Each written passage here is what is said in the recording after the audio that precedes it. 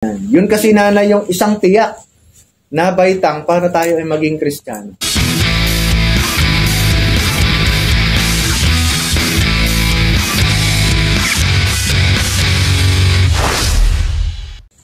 Ang ikalawa po na tiyak na baitang sa pagiging Kristiyano ay pagtalikod sa kasalanan. Sabi dun sa Isaiah 1:16, "Linisin ninyo ang inyong sarili at magbalik loob sa akin, sa aking harapan, kasamaan ninyo inyong tigilan." Yan. Kung i-diretso pa natin to hanggang verse 18, sabi po, "Pag-aralin ninyong gumawa ng makatwiran, pairalin ang katarungan, tulungan ng naaapi, pagtanggol ninyo ang mga ulila, at tulungan ng mga byuda." At verse 18, sabi po, "Hali kayo at tayo magpaliwanagan, sabi ni Yahweh. Gaano man kapula ang inyong mga kasalanan, kayo aking papuputiin tulad ng yelo o bulak." Diba? At sabi niya po dun sa Colossians 3:5 verse 10, "Kaya't dapat nang mawala sa inyo ang mga pagnanasang makalaman, ang pakikiapid, kahalayan, mahalin na simbuyo ng damdamin, masasamang nasa, at ang kasakiman na isang uri ng pagsamba sa Diyos-Diyosan. Dahil sa mga ito, tatanggap ng parusa ng Diyos ang mga taong ayaw pasakop sa Kanya. Kayo man ay namuhay din ayon sa mga pitang iyon nang kayo ay pinaghaharian pa ng mga ito. Ngunit ngayon, itakwil na ninyo ang lahat ng galit, puot at sama ng loob. Iwasan na ninyo ang panlalait at malaswang pananalita. Huwag kayong magsisinungaling sa isa't isa, sapagkat hinubad na ninyo ang dati ninyong pagkatao, pati ang mga gawa nito." In verse 10, sabi po, "Isinuot ninyo ang bagong pagkatao na patuloy na nababago at nagiging kalarawan ng Diyos na lumikha sa inyo, upang lalo ninyo siyang makilala." Ang isa pang tiyak na baitang nanay sa pagiging Kristiyano ay pagtalikod sa kasalanan. Ibig sabihin, pag tumalikod tayo sa kasalanan, 180 degree lang. Tatalikod ka sa kasalanan at haharap ka sa Panginoong Hesus para iyong sundan. Ganun ang tunay na pagtalikod sa kasalanan. Sabi nga, pagka daw gusto mo ng bagong habit, halimbawa, mahilig kang kumain, diba? Di siyempre, pagbukas mo ng rep, nandun ang chocolates, nandun ang mga tinapay na masasarap, cakes, etc. Diba?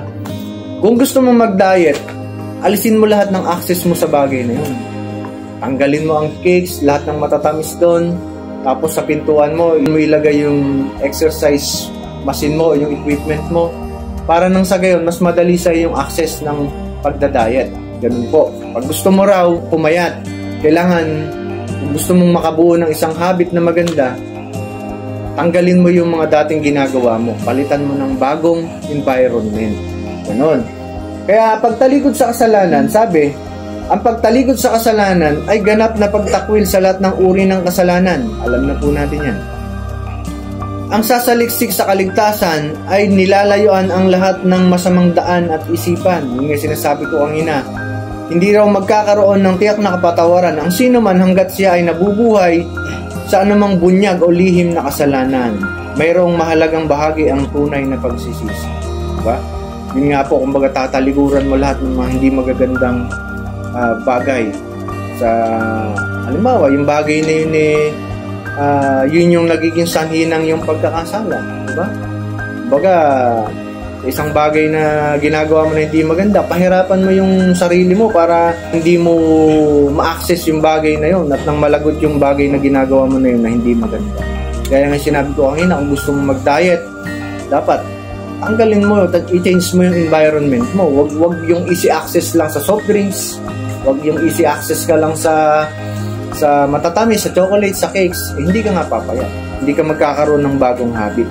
Kaya ang gusto natin tumalikod sa kasalanan, dapat, sabi, ganap na pagtakwil sa lahat ng uri ng kasalanan. Yun kasi nanay yung isang tiyak na baitang para tayo ay maging Kristiyano.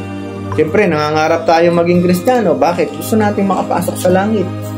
Sabi nga ni Pastor kanina, kung ang taong matuwid ay napakahirap maligtas, ang di kumikilala sa Diyos, paano pa maliligtas? Diba? Kaya kailangan talaga, pagsikapan din naman natin na kung gusto nating makapiling ang Panginoon sa walang hanggan, diba? Dapat magsikap din tayo na gawin yung ating partnership sa Kanyang Holy Spirit para tayo makapamuhay ng banal sa araw-araw. Okay, ikatlo, dito ko po tatapusin.